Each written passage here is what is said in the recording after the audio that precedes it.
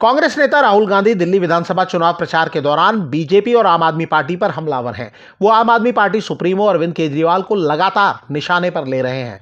राहुल गांधी की ये रणनीति कई लोगों को हैरान कर रही है। इसकी वजह यह है कि लोकसभा चुनाव में कांग्रेस और आम आदमी पार्टी के बीच दिल्ली और हरियाणा में गठजोड़ था। तब से राहुल गांधी केजरीवाल के खिलाफ कुछ नहीं बोल रहे थे, लेकिन राहुल गांधी जब से दिल्ली चुनाव में प्रचार के लिए उतरे हैं, तब से केजरीवाल पर तीखे हमले कर रहे हैं। राहुल गांधी ने मंगलवार को दिल्ली की गंदगी दिखाते हुए एक वीडियो शेयर किया और कहा कि यह है केजरीवाल जी की चमकती दिल्ली, पेरिस वाली दिल्ली। ये दिल्ली को पेरिस जैसा बनाने का दावा करते रहे। केजरीवाल पर राहुल गांधी का तंज था। इसके पहले सोमवार को राहुल गांधी ने केजरीवाल की तुलना पीएम नरेंद्र मोदी से की थी और आरोप लगाया था कि केजरीवाल भी पीएम मोदी की तरह झूठ बोलते हैं। राहुल गांधी ने कहा था कि पीएम मोदी और केजरीवाल दोनों ही अडानी के मुद्दे पर बात नहीं करते और ना ही जातिगत जनगणना पर बात करने को तैयार हैं। आम आदमी पार्टी के सर्वेसर्वा अरविंद केजरीवाल ने आरोप लगाया है कि कांग्रेस और बीजेपी के बीच साझेदारी है। केजरीवाल ने दावा किया कि विधानसभा चुनाव में ये जुगलबंदी उजागर होगी। केजरीवाल ने आरोप लगाया कि जब वो कांग्रेस नेता राहुल गांधी के बारे में कुछ कहते हैं तो जवाब बीजेपी की ओर से आता है। कांग्रेस नेता राहुल गांधी ने दिल्ली में प्रचार की शुरुआत की तो केजरीवाल और उनकी पार्टी की सरकार पर तीखा हमला किया।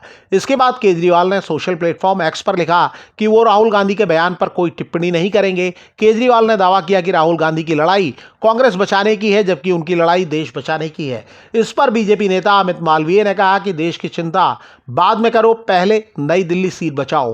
केजरीवाल नई दिल्ली सीट से उम्मीदवार हैं। केजरीवाल ने मालवीय के बयान पर कहा कि राहुल गांधी के बारे में एक लाइन लिखी और बीजेपी की तरफ से जवाब आया। देखिए बीजेपी कितनी परेशान है।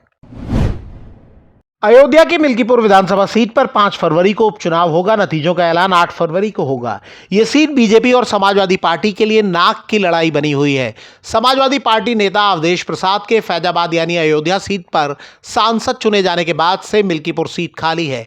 आम चुनाव में अवधेश प्रसाद की जीत की चर्चा पूरी दुनिया में हुई थी। समाजवादी पार्टी ने सांसद अवधेश प्रसाद के बेटे अजीत प्रसाद को टिकट दिया है। बीजेपी ने उनके मुकाबले चंद्रभान पासवान को टिकट दिया है। मीडिया रिपोर्टों के मुताबिक इस सीट से पूर्व एमएलए बाबा गोरखनाथ समेत 5 नेता बीजेपी की टिकट पाने की आस में थे, लेकिन समीकरणों के लिहाज से चंद्रभान पासवान को चुना गया। रिपोर्टों के मुताबिक वो भी अजीत प्रसाद की तरह पासी समुदाय से हैं। चंद्रभान रुदौली के परसौली गांव के रहने वाले हैं और कपड़े की दुकान चलाते हैं। वो पेपर का कारोबार भी करते हैं। उनकी पत्नी कंचन जिला पंचायत सदस्य हैं। उनके पिता गांव प्रधान रह चुके हैं।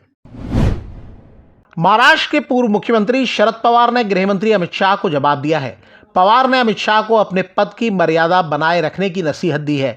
गृह मंत्री अमित शाह ने बीते दिनों शिरडी में कहा था कि महाराष्ट्र में बीजेपी गठबंधन की जीत ने पवार की ओर से शुरू की गई विश्वासघात की राजनीति को जमीन में दफना दिया है। पवार ने कहा कि 1978 में जब वो सीएम थे तब विरोधी दल के नेताओं के साथ ऐसी कटुता नहीं दिखती थी। उन्होंने बताया कि तब जनसंघ के उत्तम राव पाटिल उनकी सरकार में मंत्री थे। उन्होंने पूर्व पीएम अटल बिहारी वाजपेयी के कार्यकाल को भी याद किया। पवार ने कहा कि वाजपेयी ने पीएम रहते हुए उन्हें आपदा मैनेजमेंट अथॉरिटी का अध्यक्ष बनाया था। अमेरिकी राष्ट्रपति जो बाइडेन ने जाते जाते चीन की बात की है। उन्होंने दावा किया कि चीन कभी भी अमेरिका से आगे नहीं निकल पाएगा। मीडिया रिपोर्टों के मुताबिक बतौर राष्ट्रपति बाइडेन ने विदेश नीति पर अपने आखिरी भाषण में कहा कि एक समय एक्सपर्ट दावा कर रहे थे कि चीन की अर्थव्यवस्था अमेरिका से आगे निकल जाएगी, लेकिन अब अनुमान है कि चीन जिस रास्ते पर है वहां से वो कभी अमेरिका के आगे नहीं निकल पाएगा। बाइडेन ने कहा कि अमेरिका के नए प्रशासन को चाहिए कि वो अकेले दम पर चीन से नहीं जूझे और ऐसा करने की बजाय अपने सहयोगियों के साथ आगे बढ़े। जो बाइडेन ने दावा किया कि उनके प्रशासन ने चीन के साथ रिश्तों को बेहतर तरीके से मैनेज किया। उनके राष्ट्रपति रहते रिश्ते कभी संघर्ष में नहीं बदले। बाइडेन ने दावा किया कि चीन कभी अमेरिका से आगे नहीं निकल पाएगा। अमेरिका दुनिया में सुपर पावर बना रहेगा। डोनाल्ड ट्रंप 20 जनवरी को अमेरिकी राष्ट्रपति के रूप में शपथ लेंगे।